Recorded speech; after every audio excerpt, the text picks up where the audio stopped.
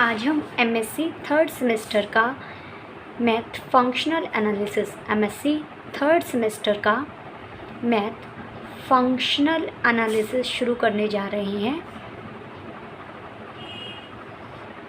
ठीक है, सबसे पहला हमारा टॉपिक है इसमें नॉर्म्ड linear space.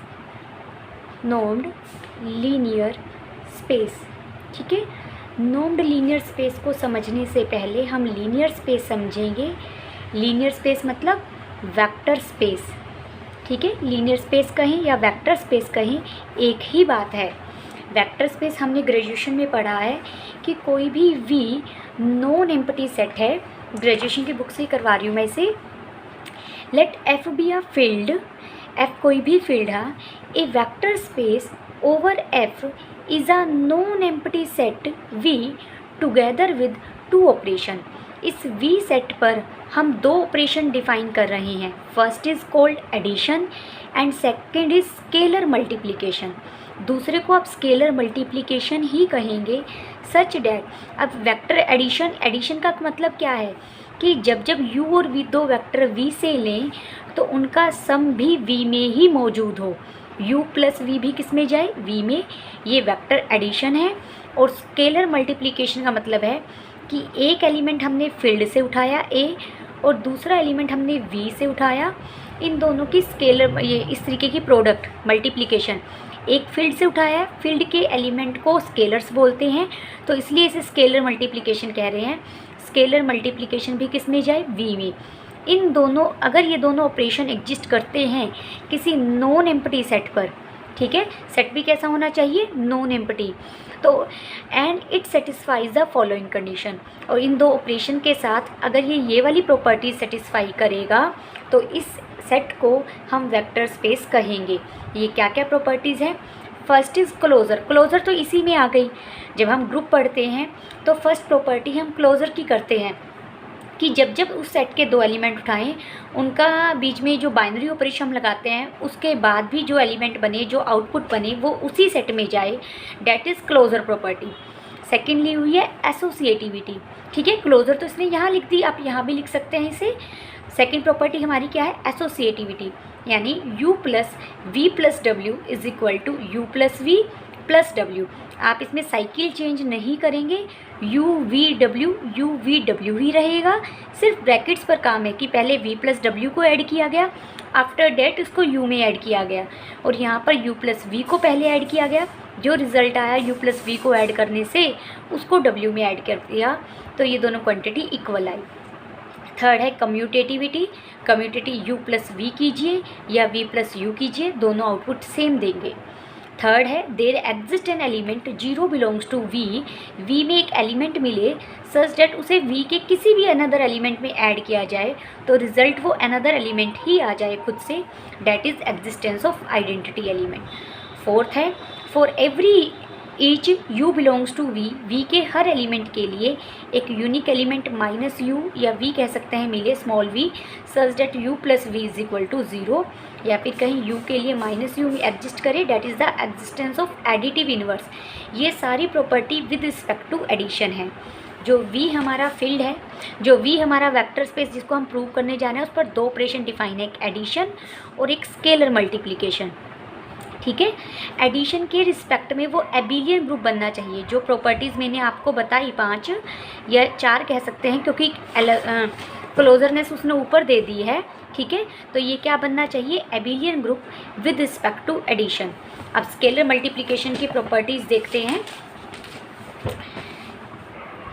For any u v belongs to V, for any u v belongs to V a b belongs to F, यानी ये दो स्केलर्स हैं, फील्ड से आ रहे हैं और ये वेक्टर्स हैं।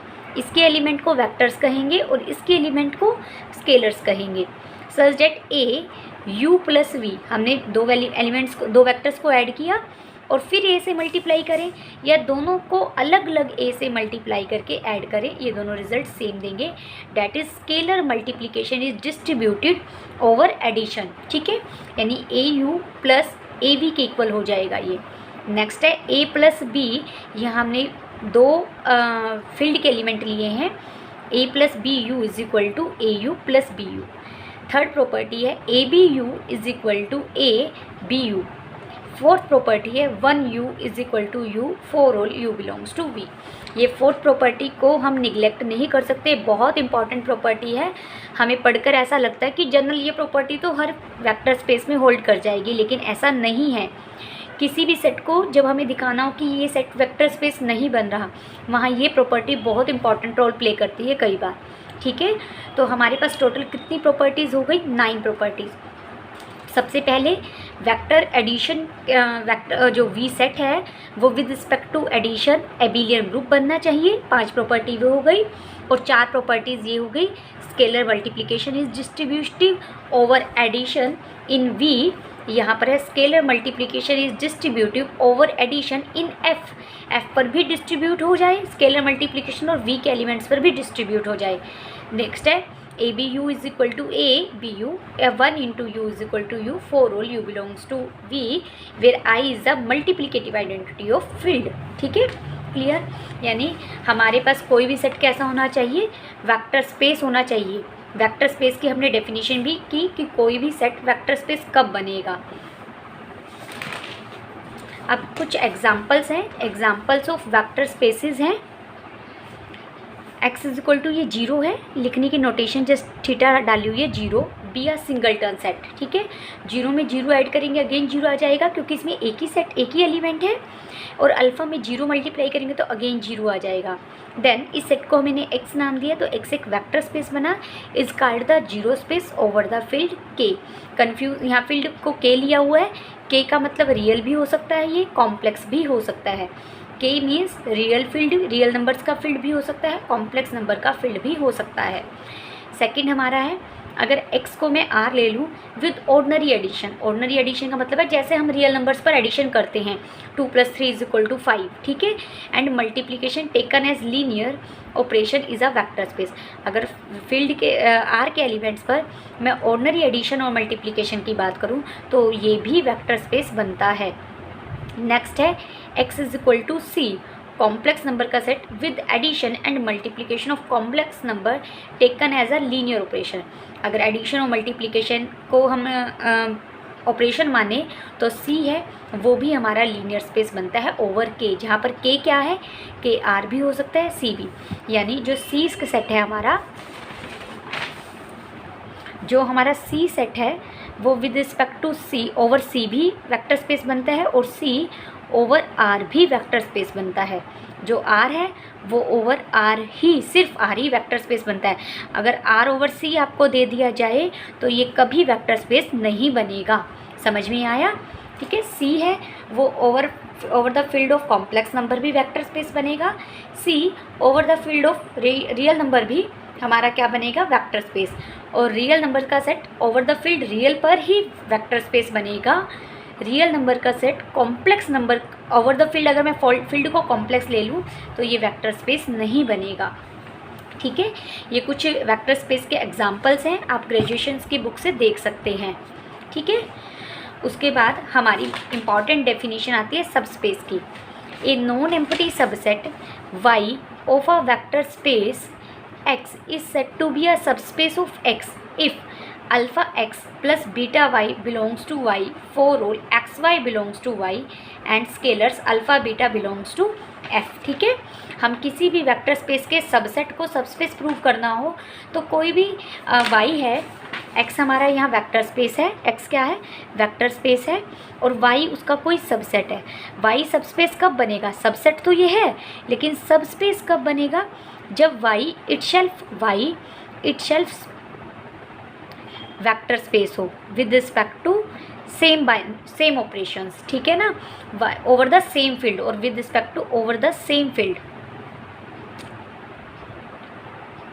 ठीक है ना, तो y इटसेल्फ वेक्टर स्पेस हो। अब वेक्टर स्पेस की तो कितनी प्रॉपर्टीज़ है? 9। अगर y को सबस्पेस प्रूव करना है तो इन 9 प्रॉपर्टीज़ को चेक ना करके हम सिर्फ एक 1 स्टेप टेस्ट करते हैं, 1 स्टेप टेस्ट। अगर y सबसेट है x का और y को सबस्पेस प्रूव करना है x का, तो अल्फ़ा बीटा किससे लीजिए? f से। ठीक है, और x और y दो एलिमेंट लिए y के, जिसको सबस्पेस प्रूव करना है उसके दो एलिमेंट लेंगे। और अगर alpha x plus beta y भी हमारा y में चला जाए तो हम ये कह देंगे डायरेक्ट कि y सबस्पेस है विद रिस्पेक्ट y सबस्पेस है x का। ठीक है, y is itself a vector space, वही बात कही है। The two algebraic operations being those induced from x, जो x पर बाइनरी ऑपरेशन जो दो ऑपरेशंस लगे हैं वही y पर लगेंगे। ठीक है, a special subspace of x is the improper subspace y is equal to x। हर सेट अपना खुद का सबसेट भी होता है और हर वेक्टर स्पेस अपना खुद का सबस्पेस भी होता है। तो वही कहा x का एक स्पेशल सबस्पेस तो ये खुद ही हो जाएगा अपना। ठीक है, every other subspace of x जहाँ पर x 0 के इक्वल नहीं है और ना x खुद x के इक्वल है is called proper subspace of x। ठीक है,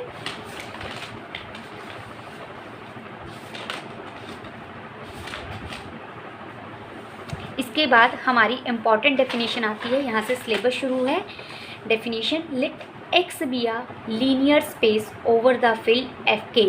लीनियर स्पेस का मतलब क्या है, वेक्टर स्पेस, यानी एक्स क्या है, वेक्टर स्पेस गिवन है ओवर द फील्ड के, जहाँ पर के रियल भी हो सकता है कॉम्प्लेक्स भी हो सकता है।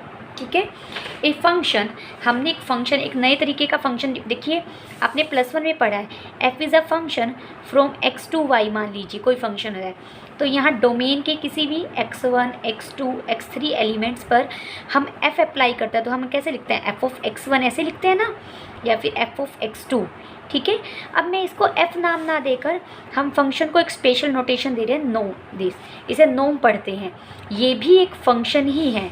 ठीक है, कहाँ से कहाँ तक, x जो वेक्टर स्पेस था, यहाँ पर x क्या है, वेक्टर स्पेस से लेकर रियल नंबर।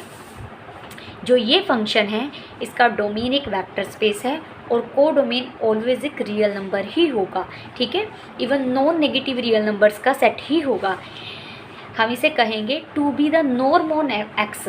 हम कहेंगे ये एक फंक्शन है जिसे एक्स पर डिफाइंड है, तो इस फंक्शन का नाम क्या है, नॉर्म। नॉर्म ऑन एक्स कहेंगे if it satisfies the following condition, अगर ये कुछ प्रॉपर्टीज़ को सेटिस्फाई करे। जैसे ग्रुप पर अगर मैं कोई स्टार बाइनरी ऑपरेशन लगाती थी तो उसे हम क्या बोलते थे, जी एक नॉन एम्प्टी सेट होता था, स्टार एक बाइनरी ऑपरेशन होता था। हम स्टार बाइनरी ऑपरेशन के साथ ग्रुप पर जी पर कुछ प्रॉपर्टीज सेटिस्फाई करते थे और जब वो प्रॉपर्टीज सेटिस्फाई हो जाती थी तो ये पेयर क्या बन जाता था, ग्रुप। ये क्या था, बाइनरी ऑपरेशन। सेम पहले हम यहाँ एक फंक्शन डिफाइन कर रहे हैं, नोम। नोम क्या फंक्शन है, इस नोम फंक्शन हमेशा पहला क्या है कि नोम of x is greater than equal to 0 for all x belongs to x। x के हर एलिमेंट के लिए नोम की वैल्यू या तो 0 आएगी या 0 से बड़ी आएगी। सेकंड प्रॉपर्टी है, अगर नोम of x is equal to 0 आ जाए, अगर नोम ऑफ x इस फंक्शन की वैल्यू 0 हो तो ये तभी इम्प्लाई करेगा जब x खुद 0 हो, और अगर x 0 है तो उस फंक्शन उस वेक्टर पर नॉर्म क्या होगा, ये नॉर्म फंक्शन की वैल्यू क्या होगी, 0 होगी। ठीक है, ये इफ़ एंड ओनली इफ का रिजल्ट है। नॉर्म ऑफ x 0 है तो x को 0 होना पड़ेगा, और अगर x 0 है तो नॉर्म ऑफ x क्या होगा, 0 के इक्वल होगा। थर्ड प्रॉपर्टी है norm of x plus y, ठीक है, is less than equal to norm of x plus norm of y। ठीक है, for all x y belongs to X. Vector space से दो वेक्टर्स उठाए, उन दोनों को ऐड करने के बाद जो वेक्टर आएगा वो वेक्टर स्पेस में ही जाएगा, क्योंकि एक्स वेक्टर स्पेस है। और वेक्टर स्पेस की डेफिनेशन ही ये बात कहती है कि जब भी आप इसके दो एलिमेंट लेंगे उनका सम भी उसी में जाएगा। ठीक है, तो इस वेक्टर का नॉर्म हमेशा लेस देन इक्वल टू होगा norm of x plus norm of y. इसे ट्रायंगल इनइक्वालिटी बोलते हैं। फोर्थ है norm of alpha x is equal to mod of alpha जहाँ नॉर्म ऑफ एक्स। ठीक है, for all alpha belongs to F and x belongs to X. ठीक है, कि नॉर्म जो अल्फ़ा एक्स वेक्टर बना है उसकी नॉर्म किसके इक्वल होगी, mod of alpha norm of x के।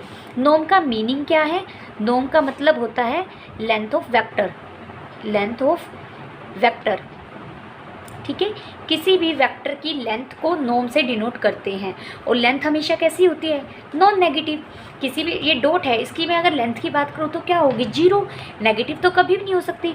अगर मैंने एक वेक्टर ले लिया ये, ठीक है, तो यहाँ 2 पॉइंट्स के बीच का डिस्टेंस ए बी, जो ये वेक्टर है, इस ए और बी के बीच का जो डिस्टेंस है वो एक वेक्टर को रिप्रेजेंट कर रहा है, यानी कुछ ना कुछ लेंथ आएगी। यानी नॉर्म का मतलब है लेंथ ऑफ वेक्टर, और ये हमेशा नॉन नेगेटिव रियल नंबर ही होगा।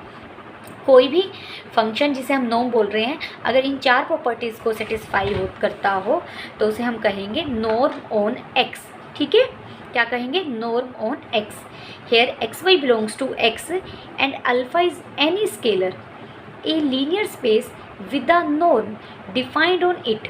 अब एक वेक्टर स्पेस था, जैसे मैंने अभी बताया था आपको पहले, स्टार एक बाइनरी ऑपरेशन था, जी एक नॉन एम्प्टी सेट था। ये दोनों मिलकर ये जब ये स्ट्रक्चर बनाते हैं, एक अलजेब्रिक स्ट्रक्चर, तो इसे हम ग्रुप कहते हैं, जब ये 5 प्रॉपर्टीज़ को सेटिस्फाई करता है। सेम ऐसे ही एक्स एक वेक्टर स्पेस है और नॉर्म एक फंक्शन है। ठीक है, जब ये नॉर्म इन 4 प्रॉपर्टीज़ को सेटिस्फाई करता है तो जो ये अलजेब्रिक स्ट्रक्चर बनेगा, इसे क्या कहेंगे, नॉर्म्ड लीनियर स्पेस। जो हमारी आज की इम्पॉर्टेंट डेफिनेशन थी, नॉर्म्ड लीनियर स्पेस। ठीक है, क्या बन गया ये, नॉर्म्ड लीनियर स्पेस। ये अलजेब्रिक स्ट्रक्चर, ये सिर्फ एक वेक्टर स्पेस है, ये अपने आप में सिर्फ अकेला एक फंक्शन है, लेकिन जब ये दोनों मिलकर एक अलजेब्रिक स्ट्रक्चर बनाएंगे, दैट इज़ नॉर्म्ड लीनियर स्पेस। ठीक है, it is denoted by this और सिंपली बाय एक्स। कुछ बुक्स में सिंपली एक्स से भी रिप्रेजेंट कर देते हैं। ठीक है, अब जो नॉर्म है एक मीट्रिक को डिफाइन करता है। मीट्रिक का मतलब क्या है, देखो मीट्रिक स्पेस नहीं लिखा है बच्चे, सिर्फ मीट्रिक लिखा है। सिर्फ मीट्रिक लिखने का मतलब होता है डिस्टेंस फंक्शन। ठीक है, आपने ग्रेजुएशन में मीट्रिक स्पेस पढ़ा है। मीट्रिक स्पेस से पहले हम एक मीट्रिक डिफाइन करते हैं। मीट्रिक का मतलब है एक डी फंक्शन, डिस्टेंस फंक्शन। ठीक है, from X cross X to R, कि जब भी हम इसके 2 एलिमेंट्स लें उनके बीच का डिस्टेंस निकालें, डी एक्स वाई की बात करें, तो जो मेंबर आएगा वो रियल नंबर से आएगा। डिस्टेंस भी हमेशा क्या होता है, नॉन नेगेटिव। तो डी एक्स वाई इक्वल होगा norm of x minus y के।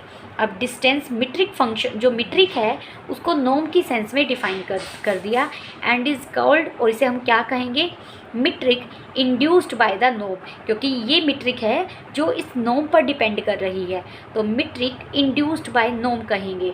ठीक है, it is easily verify that d x y is equal to norm of x minus y actually defines a metric on X. ये अपने आप में एक metric भी डिफाइन करेगा। ठीक है, every normed linear space is a metric space. हर नॉर्म्ड लीनियर स्पेस क्या होता है, एक मीट्रिक स्पेस होता है। हर नॉर्म्ड लीनियर स्पेस एक मीट्रिक स्पेस होता है।